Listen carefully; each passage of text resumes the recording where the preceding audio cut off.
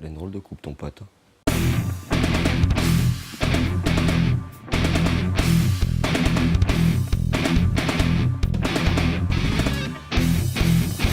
Oui, salut, c'est Siro. Donc ce que je vais faire aujourd'hui, c'est que je vais relever un répertoire complet pour une date qu'on a en fait cet été, une soirée privée, sur un répertoire entièrement basé sur Woodstock, donc que des morceaux qui ont été joués pendant le festival de Woodstock.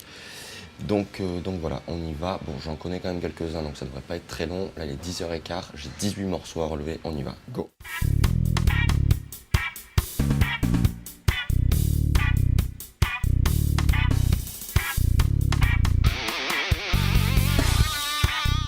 Ouais, donc petit break à la plage, parce que c'est important quand même. Et puis on s'y remet, hein, go. Quoi? Ah ouais, sévère la coupe. Bah ouais, c'est ma coupe de la plage. T'as pas un peu une coupe de merde? C'est ma coupe comme avant.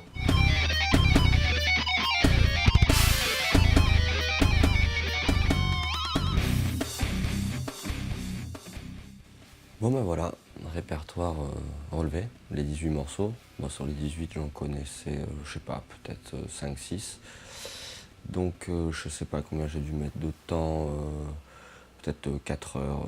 Si je mets tout bout à bout, parce que j'ai eu des coupures, peut-être 4 heures pour relever 18 morceaux à peu près, vu que certains je les connaissais, enfin j'ai tout écouté quand même.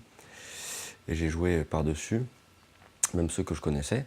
Donc voilà, 4 heures pour 18 morceaux environ. J'entends souvent des personnes qui disent, je sais pas, 15 jours pour relever un répertoire ou 15 morceaux. Ça leur semble énorme. Je pense pas. En fait, je pense que c'est une question de méthode. Pour relever les morceaux, il faut vraiment être méthodique et on peut aller assez vite en fait. Je sais pas, s'inspirer par exemple pas mal de la basse, qui est souvent la racine en fait, la fondamentale des accords, et repérer les structures assez rapidement, intro, couplet, refrain, pont, puisqu'en fait le morceau ça tourne souvent pareil, couplet 1, refrain 1, couplet 2, refrain 2, pont ou solo, refrain 3, fin.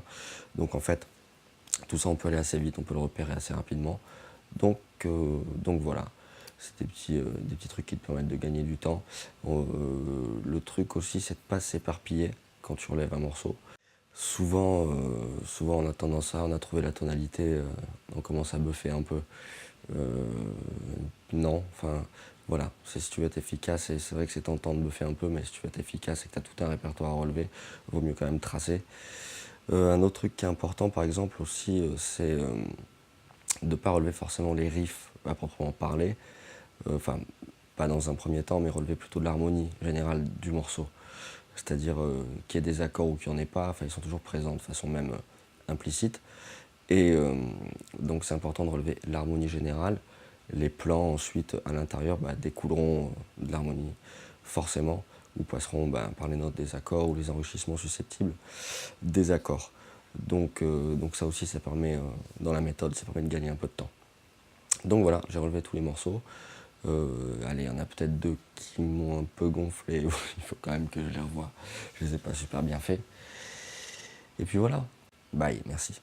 Je suis un peu fatigué.